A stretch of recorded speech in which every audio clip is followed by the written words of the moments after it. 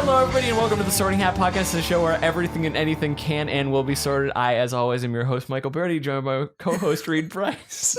He's just laughing because, okay, I won't even do my thing because I gotta tell you, I just like slacked my jaw to do the character I was gonna do at the top of the show, and Michael drove harder than I've ever seen you. I just like locked eyes with you for a moment, and then my eyes like went down to your jaw, and it ruined me. Guys, I was just gonna go, are you going to use a squat rack? It was not a good bit. So, like, me setting up to do a joke was funnier to you than the joke would have been. That makes it so much funnier to me.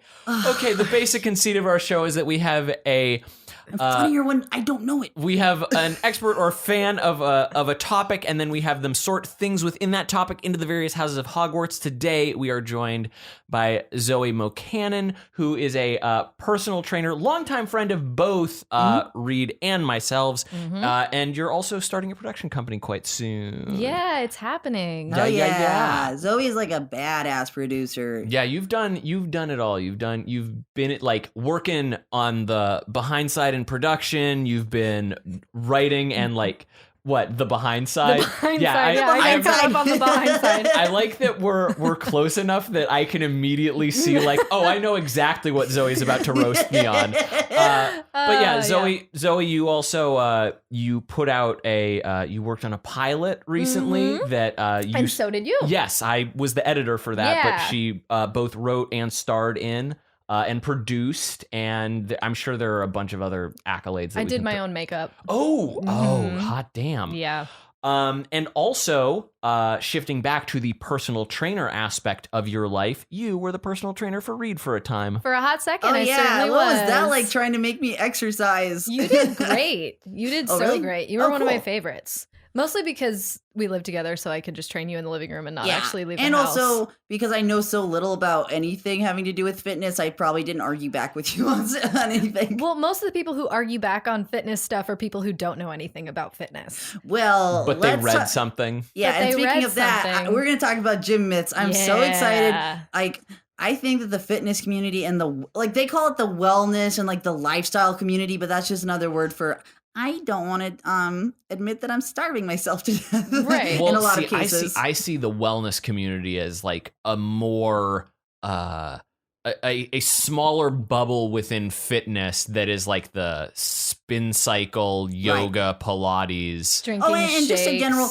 trigger warning. When we're talking about like fitness stuff, we're not going to talk about anything fat shamey. I will keep it body positive. Yeah. No, if anything, we're going to go in the opposite direction. Yeah, I just think it's good to put that out there. But if you are sensitive to like talking about like fitness stuff, and especially about people who like think they know what they're doing and giving you unsolicited advice about what to do with your health and your fitness, totally cool if you want to go and check out another one of our episodes and come back later. But otherwise, I'm excited to talk about all the things that people have brought to you or that you've read and stuff like that. Yeah, we're probably going to bring a few to you as well, because in general, like we're both trying to be fit boys right now. Yeah, fit boys. I see the gym selfies. I'm proud. And it's boys with like a BOIS. Wow, look at you, woke. I saw it as BOYZ, but I mean, that's 90s. We're past that. I'm sorry.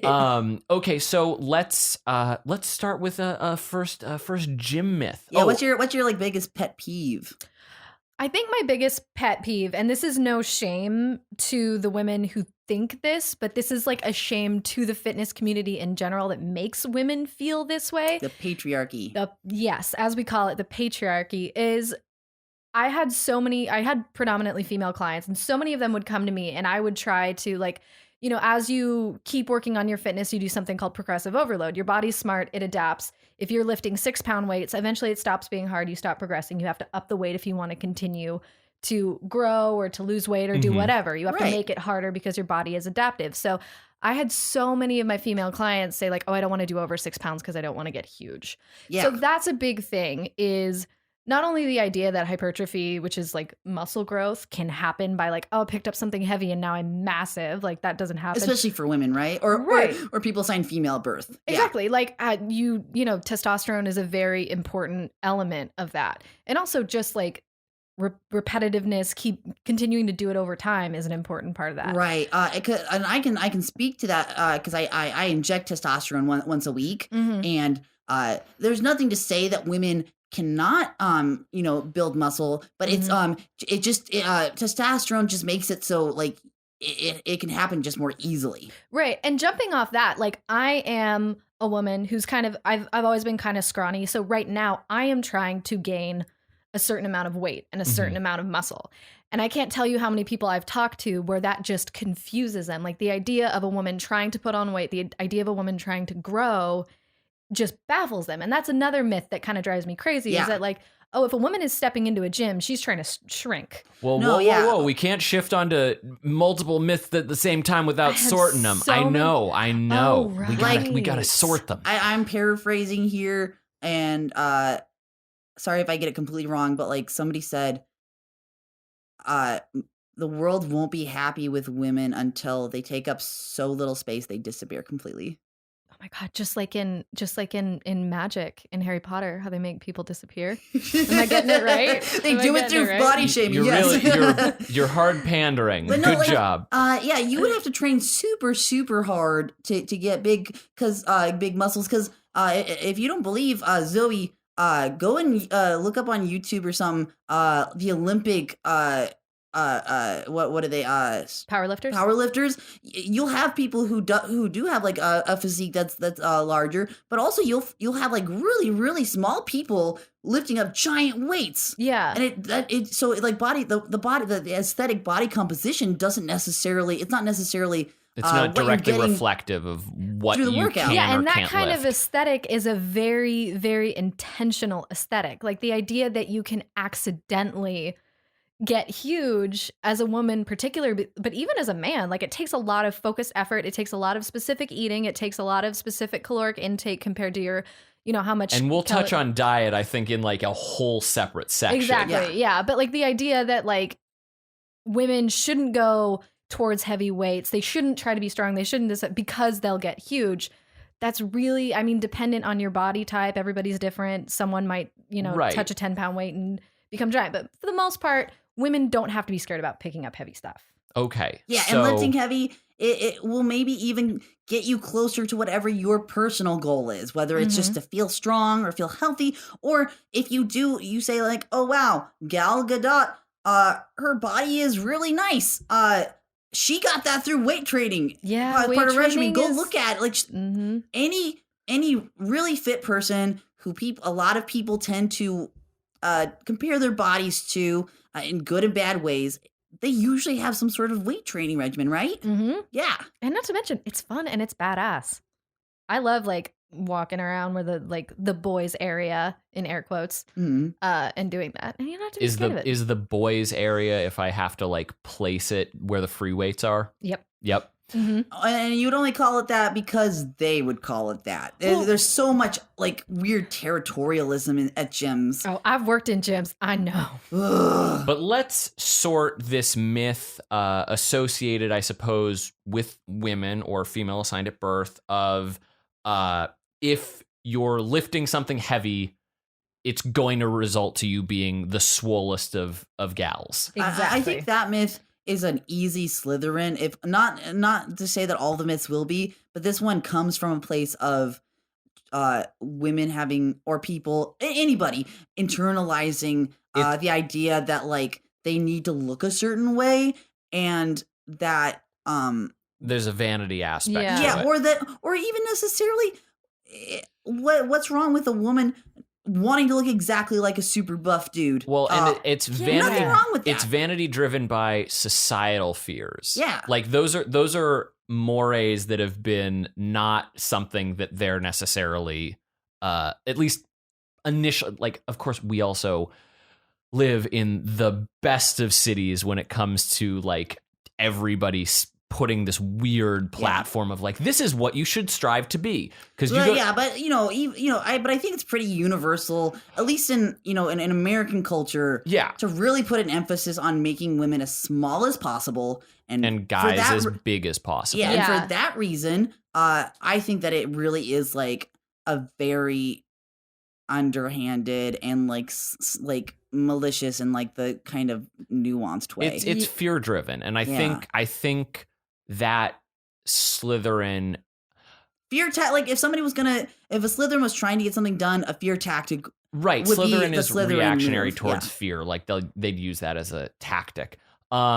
What is next? We sort of touched on another one, and then I was like, whoa, hold your horses. The idea that every woman in fitness, and also this spills into nutrition, and I have two specific stories that happened to me recently that just irked me so much that I want to share, that every woman who's going into the fitness space or, trying to get more healthy, whatever, is trying to get stronger. The idea, and I see it mostly come from men, that women are only trying to get smaller. Like I said, my goal is to put on roughly 10 or 15 pounds in muscle. I know that specific number because I know my body. I've done the research. I know what I look like 15 pounds heavier. I like it better. I see a lot of people. You're like, this feels, because like whenever I'm like trying to explain, especially like with my body stuff, because it's really complicated. I know for like cisgender people to understand, or even other trans people to be like, you're non-binary, so you don't think you are necessarily a man or a woman, or you're both, but you are definitely transitioning to what looks like a cisgender male body. To that I say, that kind of body just has the label of man, and it just feels the most correct for me. Yeah. Right. So I can... And so I can really get what you're saying there. Well, I think that fitness and aesthetics in general just need to be disassociated from gender. So like a couple weeks ago, I walked into GNC near my house after I went to the gym. And, a sales guy comes up to me. He's like, hey, what you looking for? And I was like, oh, I'm just looking for a protein powder. And he was like, great. You trying to lose weight?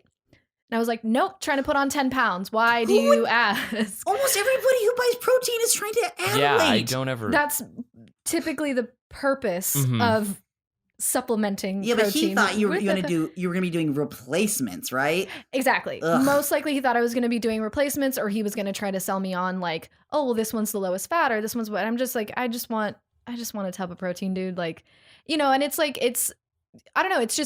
And he was like a nice enough guy, which we always say when guys are kind of shitty. Yeah. But. No, and sometimes dudes legit don't know what they're saying is fucked up. Right. Yeah. And I wasn't offended from the point of view of like, oh my God, do you think I need to lose weight? Because I like my body. I think it's great. I would like to add more weight on it. But I was just more like, you're in, he probably isn't a nutritionist. He's just a salesperson, but you are working in an area that deals with fitness and nutrition. So you should have some basic understanding of what those things are for. Exactly. And like everybody else seems to, he operates from this mindset of like, you're a girl, you're trying to drop some pounds. Like, instead of just being open to, like when and Reed, you can attest to this, like the first session I would have with my clients is like, okay, what's your goal? Do you want to grow? Do you want to shrink? I would take circumference measurements. Okay, on your waist, you're this many inches. Do you want to grow? You want to shrink?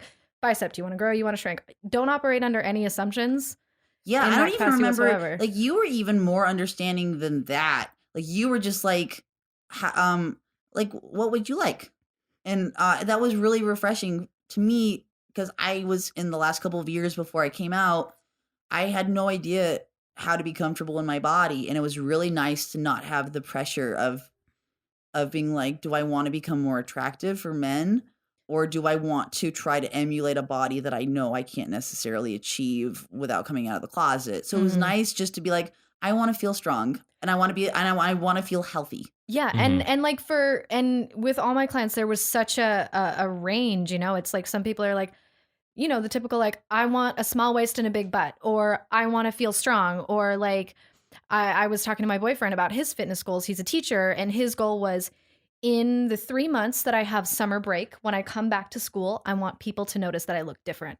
No specifics on whether that's bigger, whether that's whatever. He said, I just want people to notice. And like, I think you just told him to like grow a beard. Yeah. Well, he has a beard. I was like, shave your beard and do the dishes. Right. And then maybe someone will notice you. Yeah.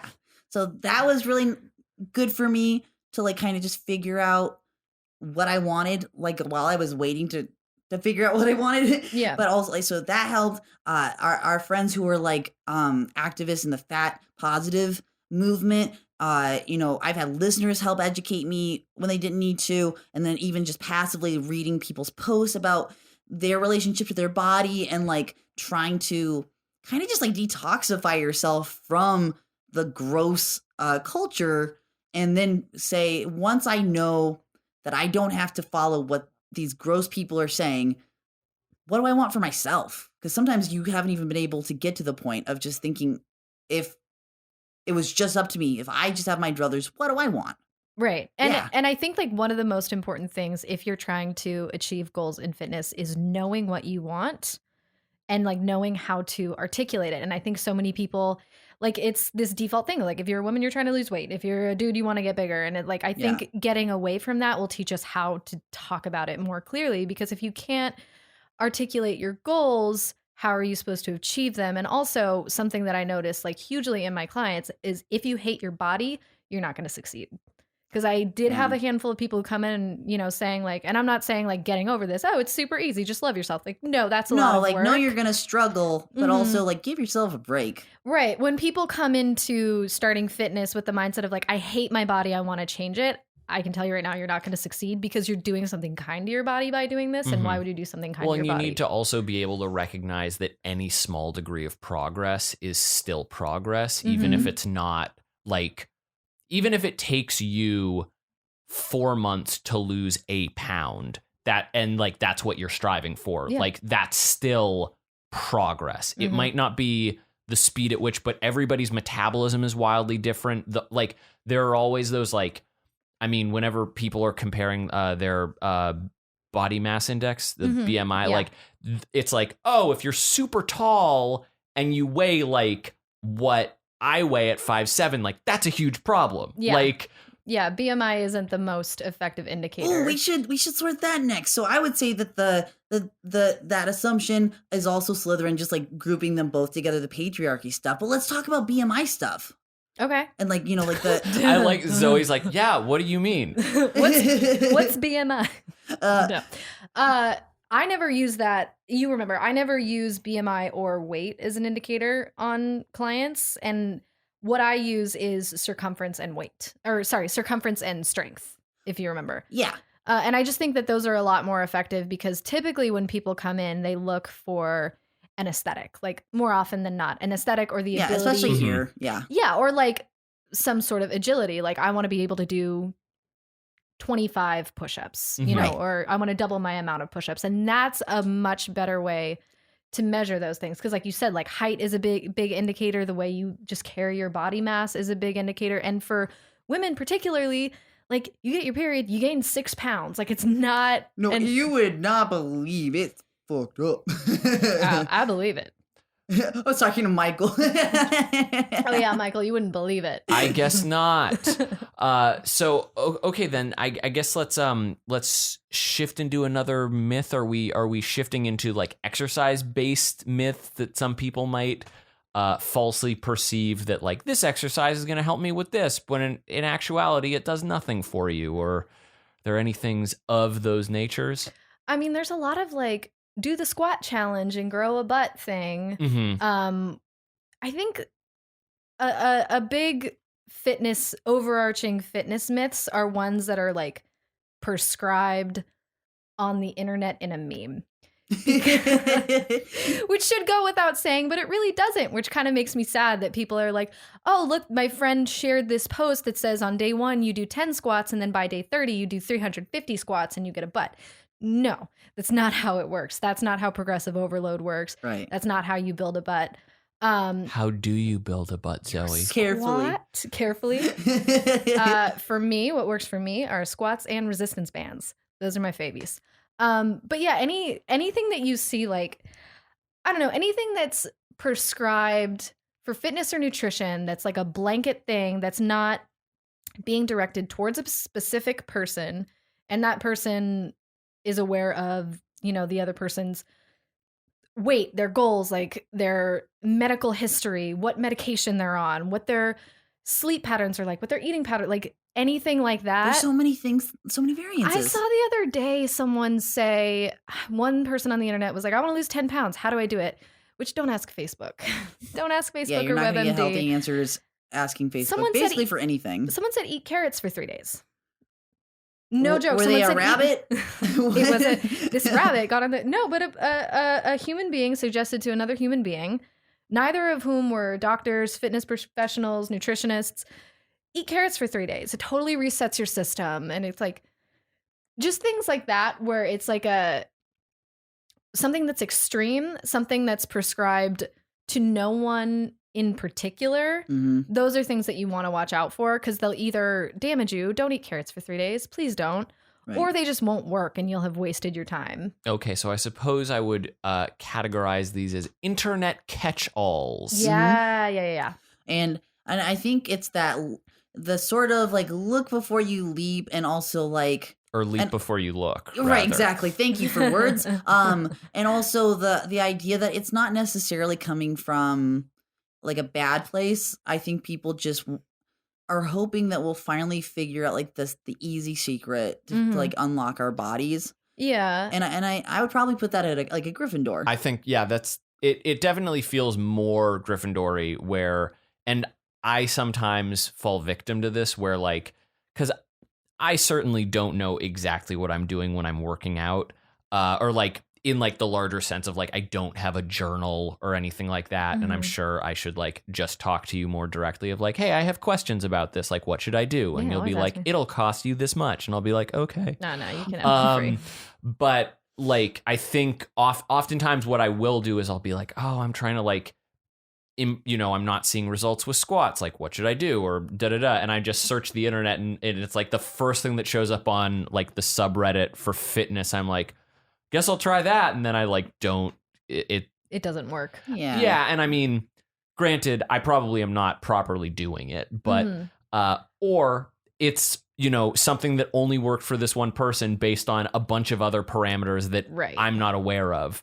And there's a lot to unpack with that because like, I get the idea, among friends of like, if something works for you, you want to be like, oh, this works so well for me, you have to try it, which I can get that kind of enthusiasm. But when it comes to stuff like this, like everybody's so different. Right. Maybe it'll work for them, maybe, but probably not. Speaking, and maybe this doesn't necessarily fall into myths, but like, what are your thoughts on the like P90X or like boot campy sort of?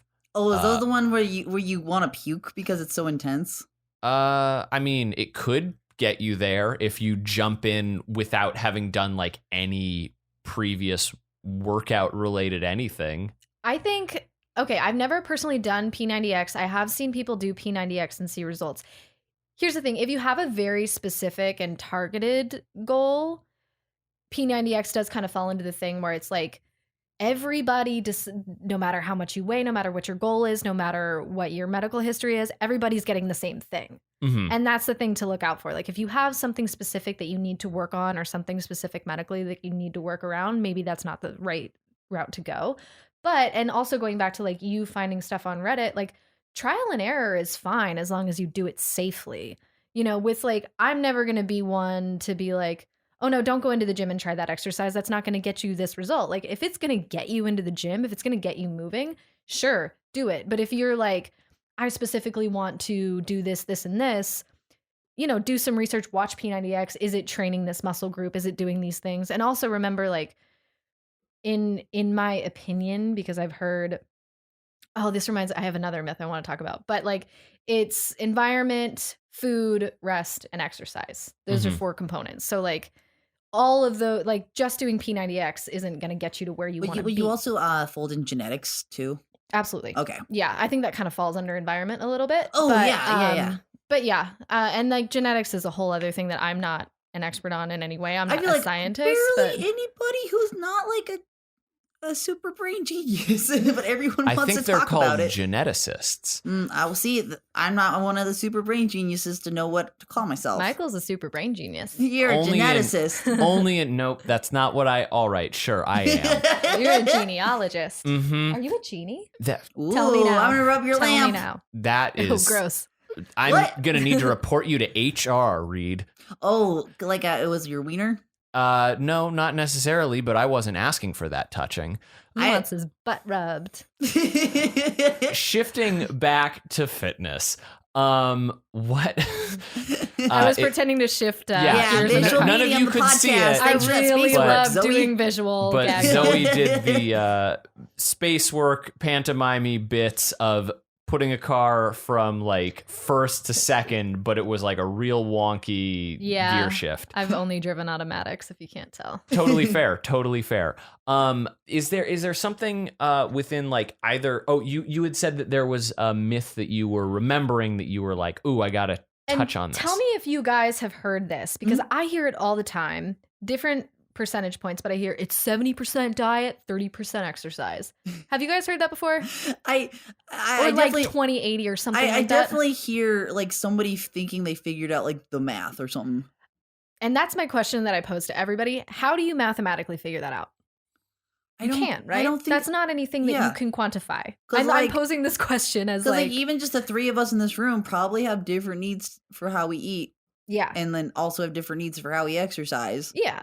And like at the end of the day, like if you work out but you only eat fast food, sure, that matters. If you eat super healthy but never get into the gym, that's a problem too.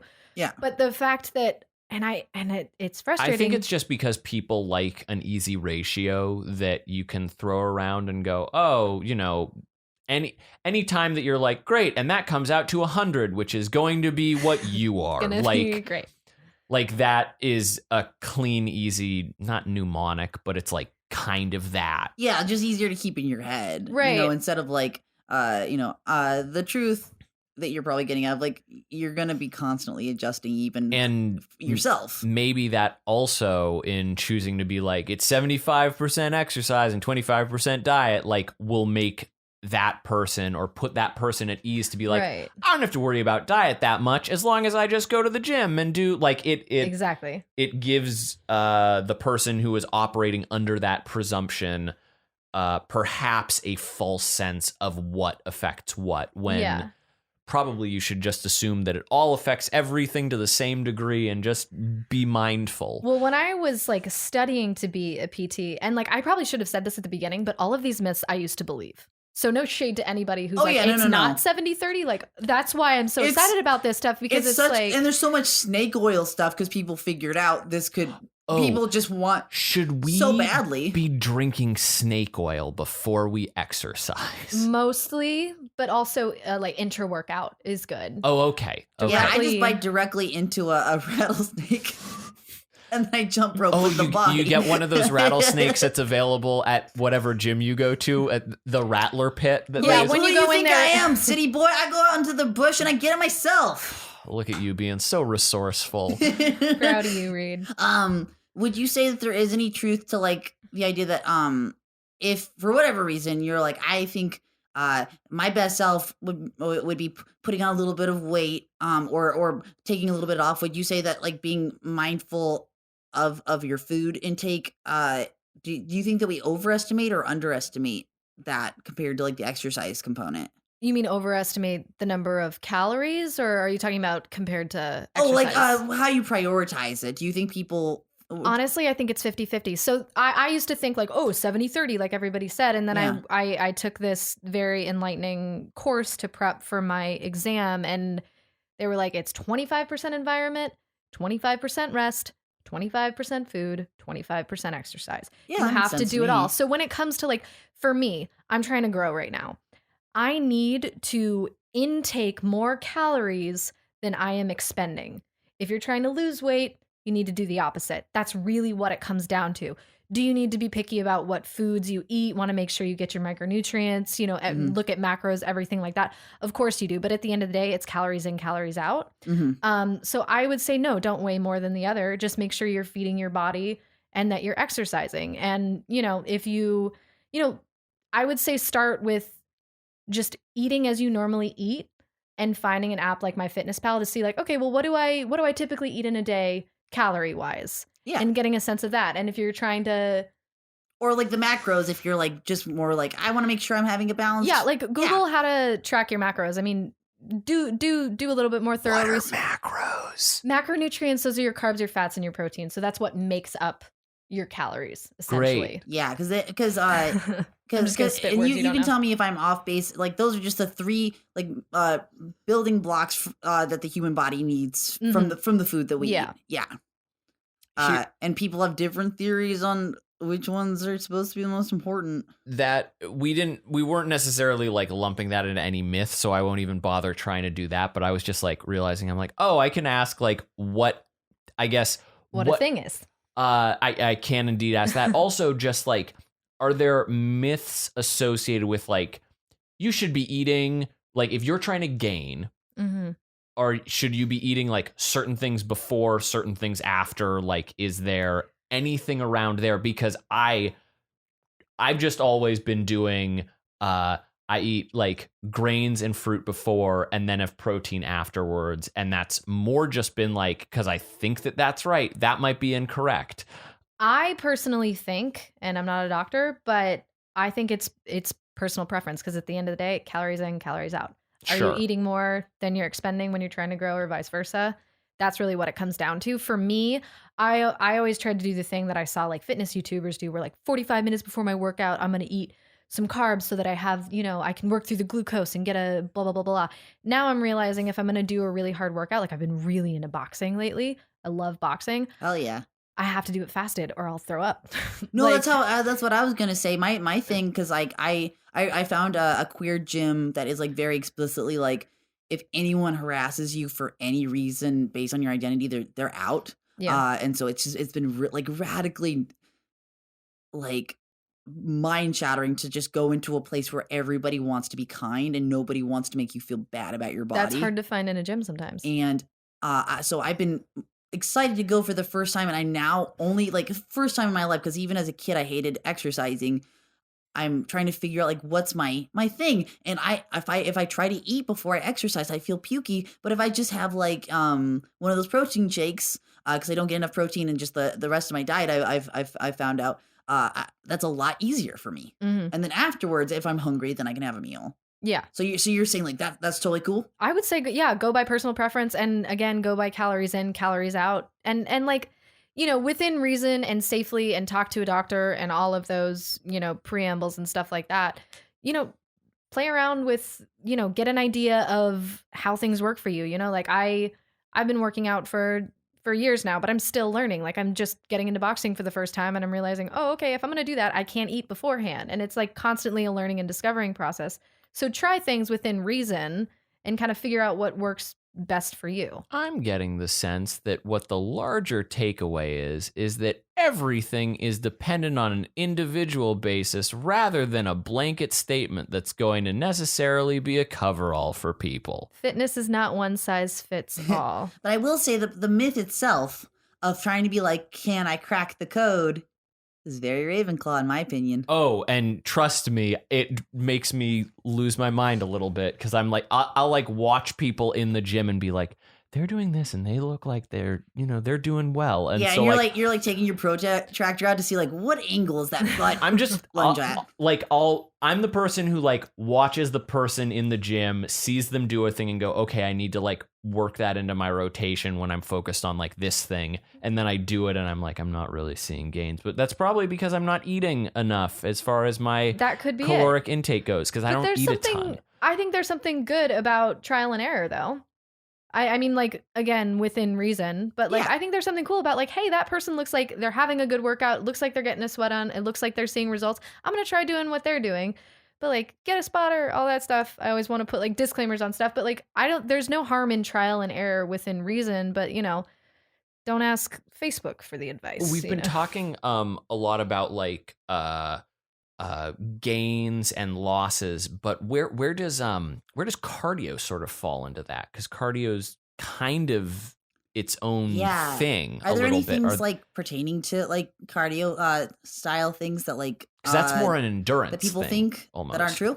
Cardio is a great supplement to burning more calories if you're trying to be in a caloric deficit. Is the most common way it's used. So right now I'm not doing a lot of cardio. I get it through boxing, but I also do weight training as well within that boxing class. So a lot of people typically use cardio as a way to like lose weight. It's a better, it's kind of a tool for that, because you end up expending more calories. There are different types of cardio. Again, that's the kind of thing where test out, see what works for you. You can look up LISS, LISS, low intensity steady state or HIIT, high intensity interval training. So that's like when you sprint for 30 seconds as hard as you can and then you walk for a minute. So there's different ways of doing it. Test it out, see what works for you. So I was speaking out of turn when I said that cardio was not associated with weight loss. I am sorry. Never speak out of turn again. Thank you. I'm so sorry. Are you? So I would probably put because like the myth would probably be then that like some people think that like cardio is just all you got to do for exercise, right? Are you saying that like if you don't have that's kind of what I initially was like, oh, if I just do cardio, like I'm gonna lose weight, like, or like my body will morph into the image I have in my head of what I should look like. Like I was told, like swimming is great cardio, but it's also great exercise because you have resistance in there. You have the resistance of the water. Okay, that's also resistance training. And it's low impact, right? So yes. Yeah, so if you have injuries, swimming is great. So swimming is like, I guess I falsely associated swimming being a cardio thing, failed to recognize the resistance thing, and thought, oh, so if I'm jogging, like I'm going to be building up like leg muscles at the same time while I'm also burning fat. Yeah, swimming provides a lot more resistance because you're in the water. When you're on land, obviously you just have air. Right. So that's why, you see swimmers are a little bit more muscular and runners are a little bit more flat. Transmasculine mentors often tell like, because like, a lot of the times the way that the trans community learns how to transition is from each other, because even medical doctors are kind of still figuring out some stuff. But one of the first things they tell you is like, if you're trying to, they call it passing. And that's where you just like, you're trying to like, if somebody clocked you across the room, they would just think you're cis male. One of the suggestions they get for trying to help the body composition thing is they tell you to swim because they're that it's a strength training thing that's going to help build the upper body. Yeah. And unrelated to that, swimming's just really great, guys. This is a swimming fan and that's podcast what it now. should really be about. It's like, what's fun for you? Yeah. Yes, it's a swim fan podcast. So everybody strap in for that thriller that came out a while back. Oh, I remember Swim Fan. You love me, I know it. Screamed at the top of her lungs as she would. No one will ever love you like I do. Oh, it was a real turn, guys. That movie fucked me up. Pretty good. It was just like what was that Glenn Close movie? Fatal Attraction. Yeah. It was just Fatal Attraction in high school. It's Fatal Attraction in high school. Why are we talking about this still? Okay. Oh, I have a good one. Before we wrap up, because this is another one that you said you hate getting is either bigger or smaller. Zoe, can people target fat spot loss? No, you can't spot or gain? reduce fat. No. So like, no. Sorry, what? Oh, sorry. I was stretching. You can't spot reduce fat. What is spot reducing fat? Like if somebody's like, I just only want to lose weight in my butt, or I only want to gain weight in my tummy. I just want to lose weight in my stomach. That's it. I see. So unlike where when you're doing an exercise in weight training, you were like, I'm doing this general movement. That's going to be targeting my chest or my arms or my, whatever. You can't do that with, if I'm doing squats, I'm not going to burn off the calories specifically in my butt. No. Do you have calories in your butt you want to get rid of? I'm sure I do, but I just use that as a yeah, counter. so don't doing crunches is great, but doing crunches is going to cause hypertrophy in your abdominal muscles. Hypertrophy is muscle growth. Atrophy is muscle shrinkage. I'm so drunk, you guys. No, you're fine. We gave Zoe a single beer before this podcast. I'm so drunk. No, but doing a bunch of crunches isn't going to remove the fat from your belly. Yeah, this is probably the gayest I'll get in this episode, but Britney Spears at one point in her career, she was, the Slave for You era of her. The Anaconda. Yeah, where her body was just amazing, but, you could tell that she was also working out hard. And apparently one thing that happened was she was being pressured to keep tiny, but also to work out all the time. And she was doing so many abdominal crunches that it actually like widened her stomach and gave her less of an hourglass figure. Yeah. Is that exactly what you're talking about? Well, I mean, crunches are a muscle resistance thing. So they're going to grow your muscles. So like, what's that it's like phrase? It's like strength training, but you're just using your own weight. or yeah, it's body resistance training. Oh, got it. But the idea with abs that people struggle with, I'm trying to remember the phrase that my trainer used. It was so cheesy and dumb. It's like abs are built in the kitchen and carved in the gym or something like that. So like, yeah, we'll take that. Yeah. If you want a 6-pack abs, it's a mixture of, you do have to grow your abdominal muscles. You have to work them out. Just like if you want big biceps, you got to do curls. If you want a butt, you got to do squats. But also you need to remove the layer of fat on top of that. You can't do that at the same time. You're either growing or you're shrinking. But doing crunches is going to grow your abdominal muscles, not make fat magically disappear off your stomach. Similar to the way everybody puts on weight in different parts of their body, they're not going to be able to lose the weight just from a single spot in their body. And in my experience, typically where you hold the most fat is where you're going to lose it last. Mm-hmm. It's been my experience. Like I hold most of my fat in my stomach and my lower back.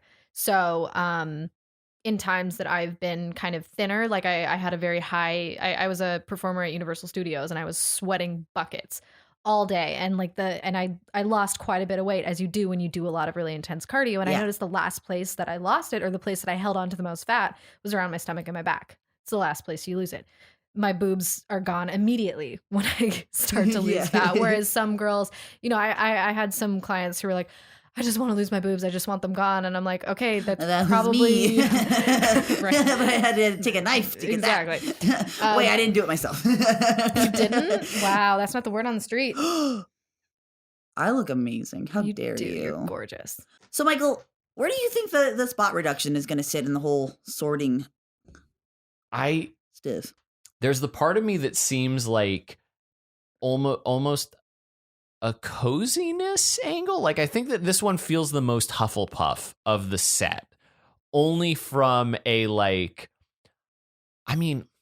is like the most unifying sort of thing that is like, you can kind of give advice to everybody, is like your individual body is going to what places that you're happy with and ones that you think you want to work on.